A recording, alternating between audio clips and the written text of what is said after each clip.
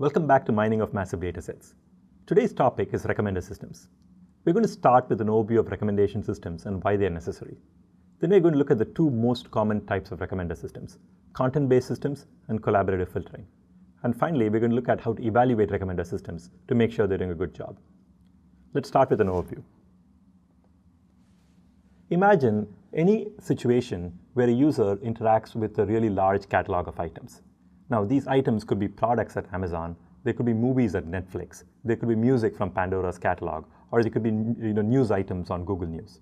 What really matters is that there are tens of thousands or hundreds of thousands or millions of items, a really large catalog, and the user is interacting with this catalog.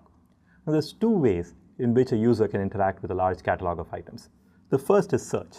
The user knows what they're looking for, and they go and they search the catalog for the precise item that they're looking for. Now, when you have a really large catalog of items, very often the user doesn't know exactly what they're looking for, and this is where recommendations come in. The system recommends to the user certain items that they think the user will be interested in based on what they know about the user.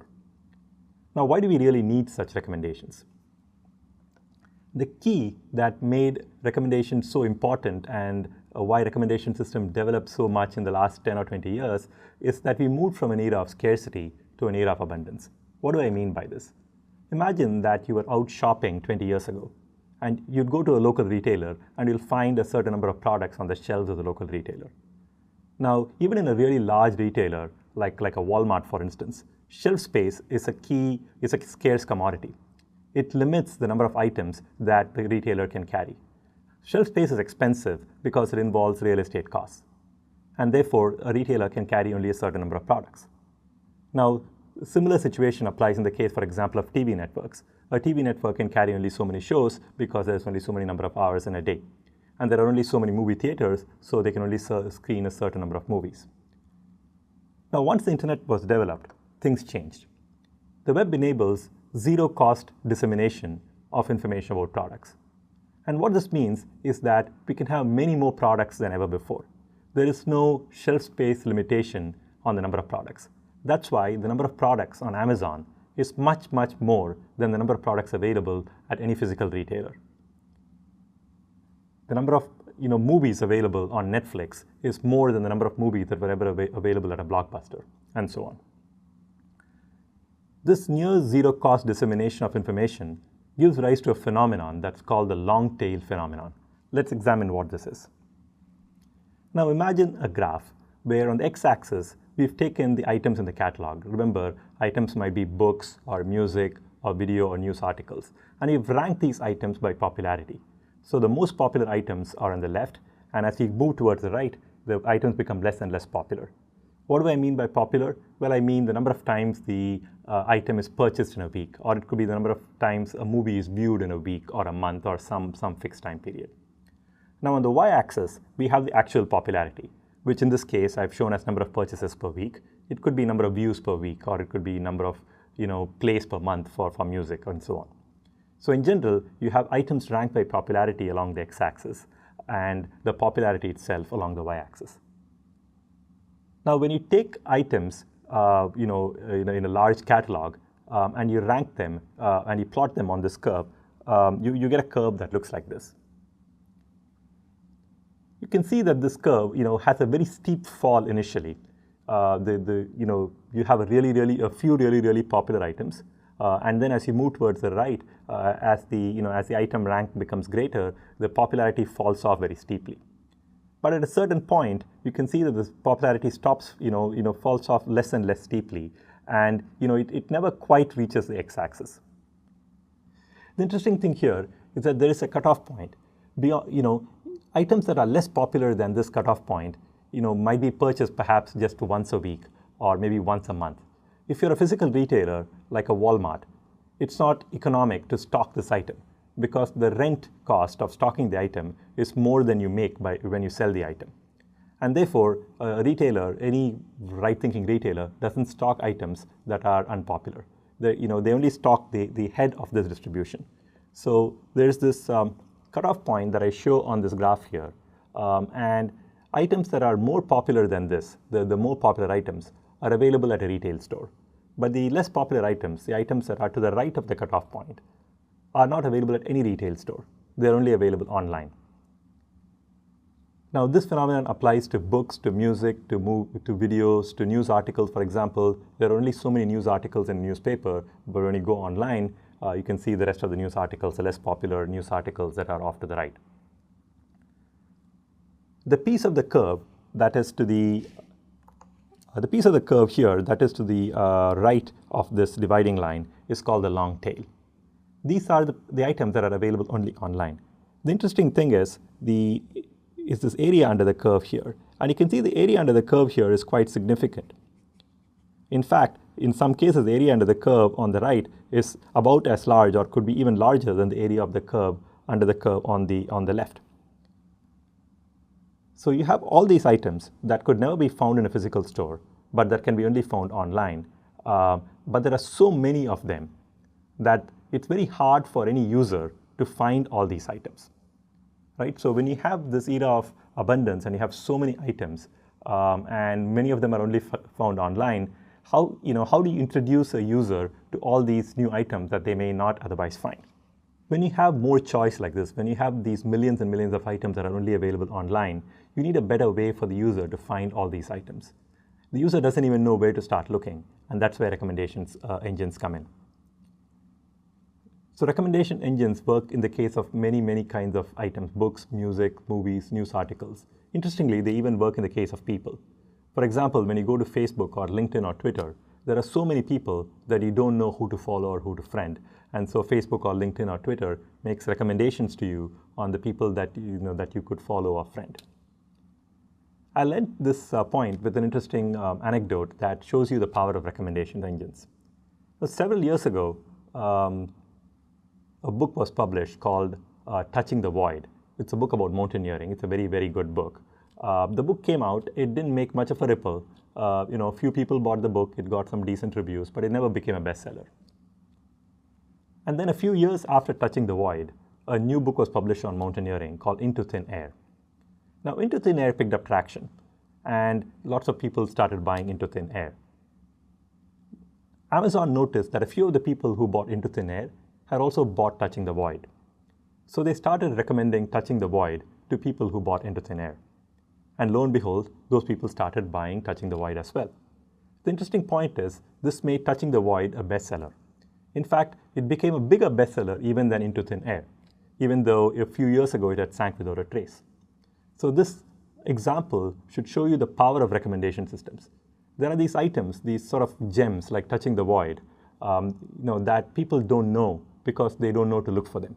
But a good recommendation system can expose people to these hidden gems that they wouldn't have known about otherwise. So let's look at types of recommendation systems.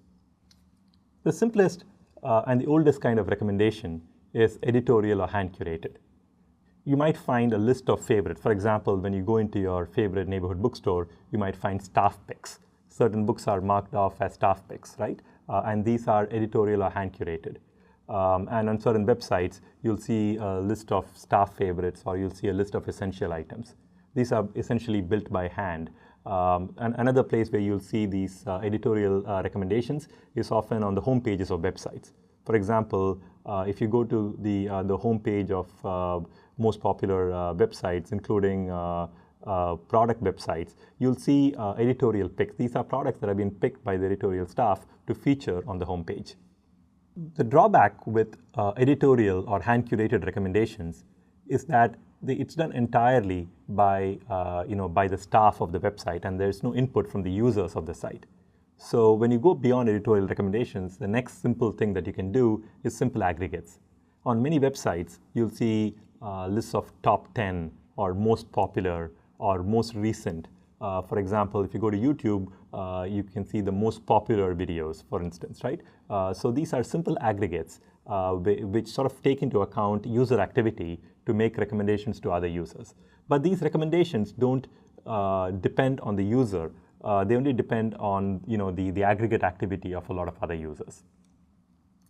The third and most interesting kind of recommendation to us is recommendations that are tailored to individual users. Right? For example, book recommendations tailored to your tastes, or movie recommendation based on the movies that you watched previously, or music recommendation based on your music interests. And this is our focus here, recommendations that are tailored to individual users. So let's look at a formal model. Let C be a set of customers and S a set of items. We're going to create a function called a utility function or a utility matrix. The utility function is a function that looks at every pair of customer and item and maps it to a rating. Okay? R in this case is a set of ratings, and for example, R could be a star rating from 1 star to 5 star, or R could be a number between 0 and 10. In general, R is a totally ordered set, so that a lower value indicates that the user liked the product less, and a higher value indicates that the user liked the product more. Right? Let's look at an example of a utility matrix. Now on the top we have 4 movies here, Avatar, Lord of the Rings, Matrix, and Pirates of the Caribbean. And down here we have 4 users, Alice, Bob, Carol, and David. And the utility matrix gives you ratings for certain movies and certain users. For example, Alice has rated Avatar and Matrix, but not Lord of the Rings or Pirates of the Caribbean. Whereas Carol has rated, the same 2 movies. Bob has rated Lord of the Rings and Pirates, but hasn't rated Avatar, or Matrix. Now, it could be that these users have not seen these movies, or it could be that they've seen the movies but not bothered to rate them. So, in general, a utility matrix like this is going to be sparse. Most of the users haven't seen most of the movies, and there are going to be values in some of the locations. The key problem in recommendation systems is to figure out these unknown values. For example, you've seen that Alice has rated Avatar and Matrix, but hasn't rated Lord of the Rings. So the question is, can we figure out what Alice's rating for Lord of the Rings will be based on her other ratings? Can we figure out whether she'd like Pirates or not? Right? So this is the key problem for recommender systems. Once we find out for each user certain movies that they would have rated highly, or which the system thinks they might have rated highly, then we can recommend those movies to those users. So there are 3 key problems in the space of recommender systems. The first is gathering the known ratings in the matrix. Now in the previous slide, when you looked at the utility matrix, it was already filled in with certain values. But how do you gather those values in the first place? So that's the key, that's the first problem that you need to tackle. The second problem is to extrapolate unknown ratings from known ratings. But we're mainly interested in the high unknown ratings. We're interested in those ratings where a user would have given a high rating to a movie. We're not interested in the average or the low ratings because we're never going to recommend those movies to the user. And finally, the third key problem is evaluating extrapolation methods. Once you have a recommendation system that can extrapolate unknown ratings from known ratings, how do you know that the recommender system is doing well? This is where the evaluation methodologies come in.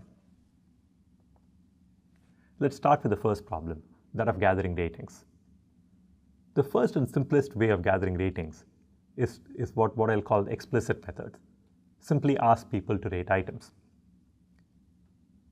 Now this method is good because you're asking people to directly rate items, and you're going to get and you can decide on what scale people are going to rate items. For example, you can ask for ratings on a 1 to 5 star scale, or you can ask people to rate on a scale from 0 to 10, or you can just ask people to say whether they liked an item or did not like it. So the explicit method has the advantage of simplicity and of getting direct responses from users. The problem, though, is that it doesn't scale. Only a small fraction of users who viewed a movie or listened to a piece of music or bought a product actually bother to leave a rating or review.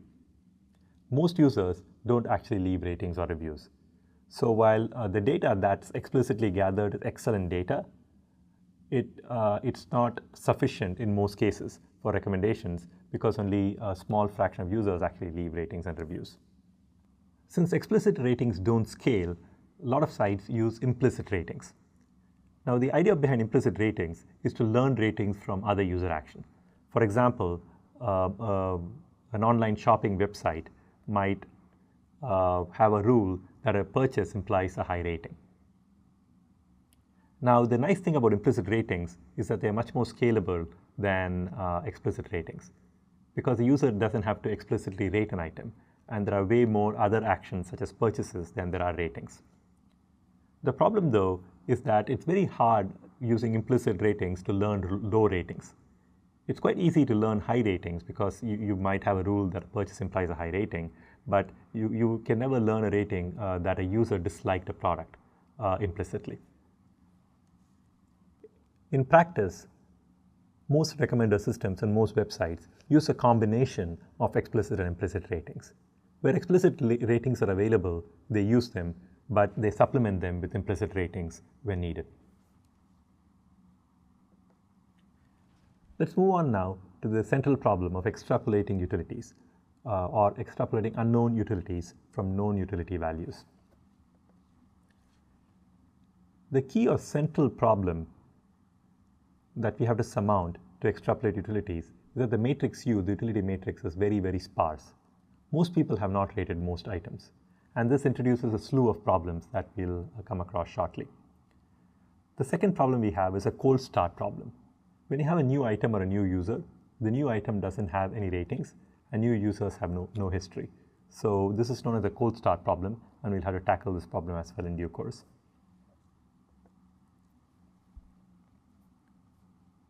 There are three approaches to building recommendation systems. The first is content-based recommendations. The second is collaborative filtering. And the third is latent factor-based models. Let's start with content-based approaches.